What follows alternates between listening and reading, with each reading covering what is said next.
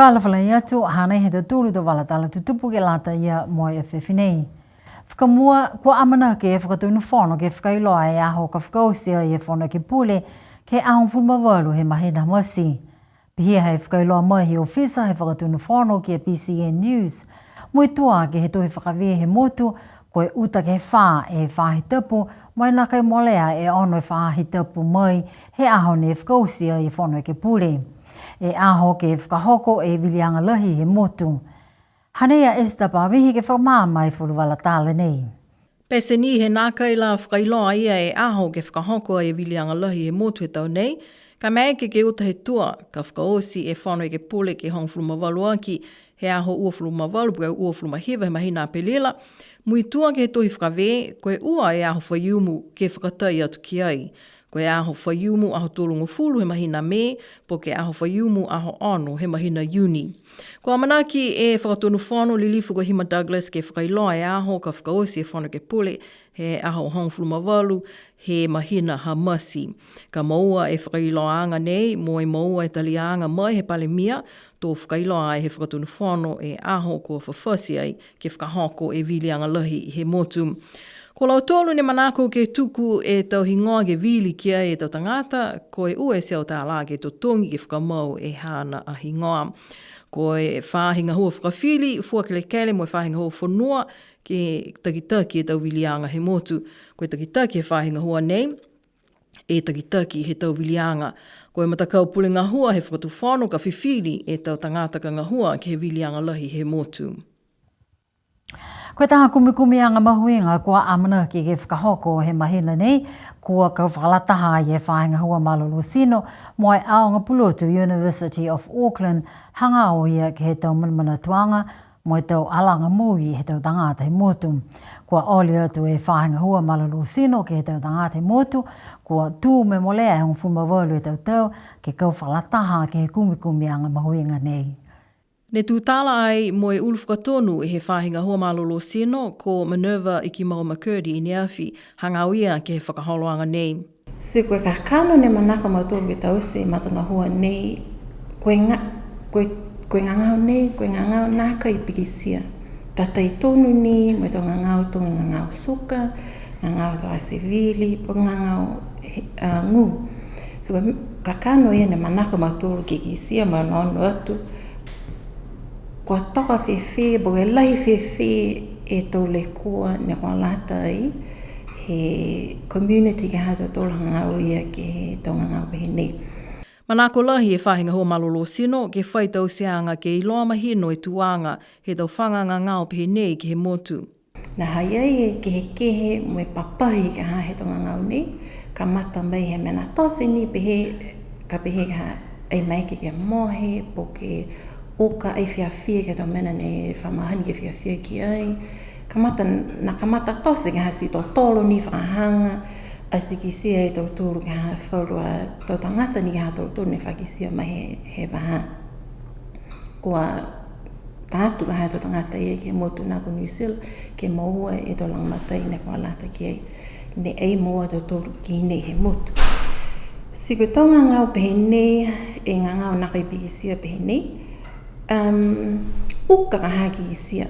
Ai tatai ki pehe ka mahele lima kita si ki sia mai le puhala ki maiki ki turui mo ki sia i hangaoanga ki tau siwas ke maulu. Ka pato ngangau pehe nei na ngau lo ka ha. Ko e lei e mahino tau tolu ko e whaile koa ka kamata e tangata tau tolu ne wha mahani ki haki whakawhetu i ai. Ai tatai e toanga mahani, ai tatai e toanga tūtala, po ke tō kupu wangahau.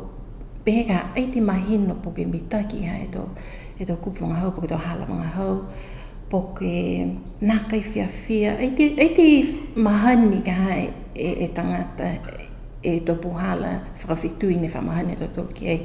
Koe amana ki anga e he whahinga hua, ke whai whakaholoanga paua ki e whahinga hua malolo sino, ke lata mo i tau whanga ngangau pehe nei. Kai whakamua kua ole atua i ke tau tangata he motu, ke kau whakalataha ke tau kumikumianga nei. Whakamawhana lahi ki a lau tūru ia ne kua pōkia ka ha ke tau le koa ia. Ke o mai ke tau se mo e participate ka ha ke he kumikumianga nei. Ha koe to kakano e ha mautolu ni kumikumi ke ai mama ha e whaile koa kai mama koe laulahi whiwhi. Sika aini hawa kai ka ha aini tō ka ha hawa experience. Sika nei ne whamawhana lai ha mautolu o mai ke lima o loa ka ha ke matawhekau nei. Ke mai ke a mautolu ke mama mahino moia e koe pehe laulahi he tō ngangao nei na po hoku he tau tangata tō. Koe aho waitangi, koe aho mahuinga ke he motu ko Nisilani.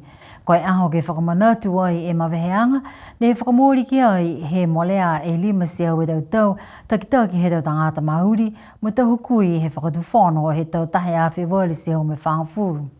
Ke heke he tau whianga ke he tau kakano he aho nei, ka koe mena ni mua, koe aho kua tunuhia ke he whakamanatu. Koe aho whaium kua maale ne whakamanatu ai e aho waitangi ke kaina komisina ha Nisilani i tāpio. Whina tu whoki a ia ko Esther Pawehe ke tau seanga nei. The signing of that treaty on 6 February 1840. Pehe mai e hukui ha Nisilani ke he motu ko e lilifu ko maa ki ke pese he ke kehe e tau whianga ko e mena ni mua. Ke whakamanatu mo i tūmau ke whakamanatu e mahuinga he aho nei ke tau tangata he motu ko Nisilani. Kua whakahoko ai he aho whaiumu e kua male e aho whiawhia ke he whanua he komisena tukolunga Nisilani ki Niue i tāpeu.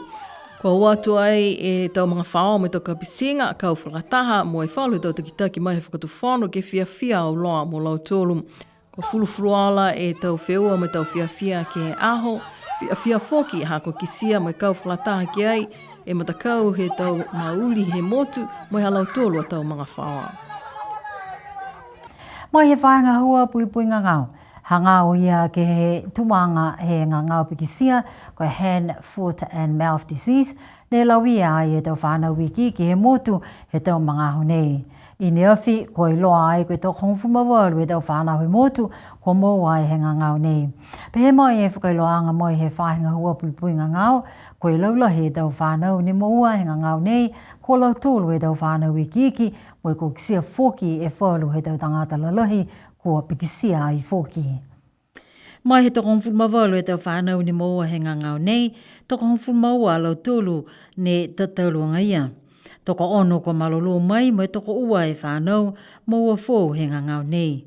Ko hataki atu e whahinga hua pui ngangau ke he tau mga whaoa, kai ke o kisia e tama ko nākai malolo, mo moa e whiwa, mo e whai matamotu ke he tau hui me tau lima mo e ngutu, siliveki ke kaina ato maulu e ngangau. Kua lata ke holoholo tu mau e tau lima. Holoholo e tau lima ka osi e hiki he kaupusi he tama, mo e holoholo tu mau e tau lima ka osi e whakaonga he whaletose, mo e holoholo tu mau e tau lima tō kai. Ka whaihuhu si kumi atu ke whainga hua malolo sino, ke tau numela telefoniko e wha taha nā kai, me wha ua nā kai ua, poke watu ke he whalinga ngau. Malikisi e tau tūpene whakamale ke he motu he tau mga aho whiawhia he matahiku tau kamale mo e matauru he tau nei. Pihia he kisia ke he okotaki mai he whale tūpe si hake he motu ha tau tūru. Ne whakailoa ai he okotaki ko e whāpui ni walu e pasene ne malikisi he tau tūpene whakamale ke he motu mai he mahina te semo he tau kamale mo e mahina inuali he tau nei ke whakatai ke mahina te semo uawhi uafuma wha mo e inuali uawhi uafuma lima. Pehe mai e hokotaki koe kisia ke he tuanga nei e mahuinga he tau tangata e waewa mai ke he motu ke whakalaulahi e tau mena moua he motu. Ko tau numela ko kisia ki ai, ko e ue seo whaangfulu mahiwa e seo awhi ne malikisi hake.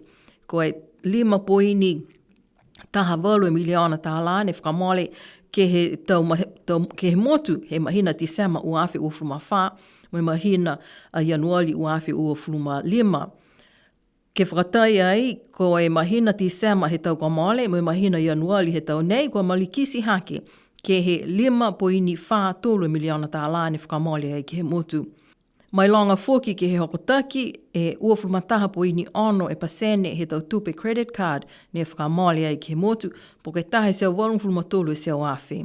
Malikisi whakatose tau tupe debit card ke he taha poini 5 e pasene Porque ono fulmaono e awhita alani mali kisi hake. Pe he hoko taki mai he whale tupe si hake, kua kisia ke tau numela nei e tuanga mahuinga he tau tangata ewa mai ke he motu, ke lata mo tau whaianga hau po ke tau tūlisi, ke whakalaulahi ke tau munuina maua he motu, ko mena ia kua lata ke tūmau ke tālanga e tau koloa ke he motu, mo tālanga e tau whakaholoanga ke whakafua tupe ke tau tangata ni whanonga mai ke he motu, ke langaki hake e tau munuina a nuiha. Ka mate whāhita puka mole, ne liu e whāhinga hua maluluhila, mā tuta ke tau ngahua ke whakafoa e tau Transformers, he whaulu tau matakavi. Ko tā māsi maluluhila, ke whaulu e tau maanga, ke mai ke whāhinga hua maluluhila, ke hiki mo e whakafoa e tau lākau hila nei. Koe laula he tau matakavi ne lauia, koe whāhita ke lau he motu, ke hoko atu ke he maanga kuliku. Koe ahu tu loto he whāhita punei, tō liu ke tāma se malolo hila, kamata mai he whale centenary I aluwhito ke lau, ke hoko atu ke he maanga kuliku. Tō tāma se malolo hila mai he matahala hiva, he mga pungi, ke he matahala tūlu, he mga hua whiawhi. Tipena hata tūlu tō walatala tutupu ke lata ia mo e whāhita punei, no whā me manuine pō, tō liu e tūlu ke whilaweia, ke whāhita puka hau, lo sana suni haulo ne ko mawehe atu, manuine pō.